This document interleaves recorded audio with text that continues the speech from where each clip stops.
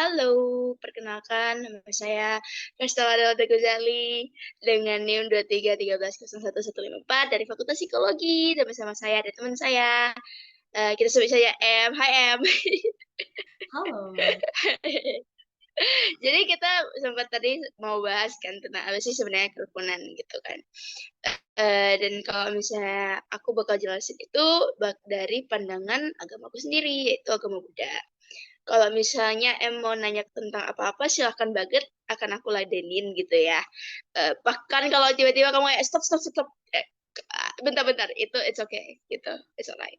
Jadi kalau di dalam agama Buddha tuh, kita itu uh, is a very harmonious religion, sebuah agama yang sangat harmonis dan juga sangat mengedepankan harmoni gitu, harmony.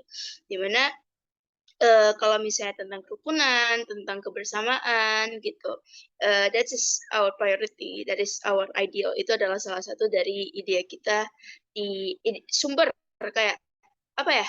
Uh, Salah satu dari our um, ideologi dasar lah gitu, kerukunan, kebahagiaan, keselarasan, and so on. Jadi kerukunan itu masuk di dalam salah satu filosofi kami gitu. Dan itu benar-benar diajarin di mana kita itu harus memberikan toleransi yang cukup besar kepada bukan hanya sesama, bukan hanya antar agama, tetapi juga dari hewan ataupun tumbuhan juga, bahkan makhluk-makhluk yang kalian kita tuh nggak bisa lihat gitu. So like as in you know what I mean gitu. Dan uh, jadi itu kita bisa lihat itu dari kayak di dalam agama kami itu ya ada juga yang benar-benar kami dilarang, ada beberapa peraturan yang melarang kami tuh sampai nggak boleh makan hewan karena ibaratnya kita menganggap bahwa humans and animals, manusia dan hewan itu satu tingkat, karena bisa aja kamu di kehidupan lama itu adalah hewan ya, dan kamu sekarang baru memiliki kesempatan bereinkarnasi untuk menjadi manusia. Itu so like kita merespek, kita menghormati hewan itu setara dengan kita in some way gitu. Oke, jadi di dalam agama Buddha juga ada didasari itu ya, toleransi kami itu didasari oleh 4 sifat, yaitu ada pertama, sorry ya, aku agak gagok gitu, sulit menjelaskannya kalau nggak Indonesia. Kalau Indonesia, I'm sorry. Oke, yang pertama itu ada meta. Meta itu adalah cinta kasih. Cinta kasih itu maksudnya apa sih? Cinta kasih ini kalau misalnya kita tahu itu kayak apa ya? Kalau di konsep agama Kristen itu namanya agape. Jadi kayak cinta yang benar-benar selfless gitu, yang benar-benar tidak memandang apapun dan kasih sayangnya ini tulus, universal. Bahkan kayak kamu melihat mungkin kamu melihat sebuah angsa itu seperti anak kamu sendiri, atau mungkin kamu bisa melihat hewan-hewan itu seperti keluarga kamu sendiri gitu. Ataupun tapi kamu juga memiliki setingkatan yang sama tuh dengan kayak kamu mencintai ibu kamu, saudara kamu, pacar kamu, itu tetap setara dan universal gitu. Dan itu nggak ada pengecualian. Nah, itu juga tapi itu nggak terbatas sama makhluk hidup aja, bisa juga makhluk yang tak terlihat, bisa juga benda, bisa juga tumbuhan, and so on gitu. Terus yang kedua itu ada karuna. Karuna ini artinya apa? Runa ini artinya welas asih.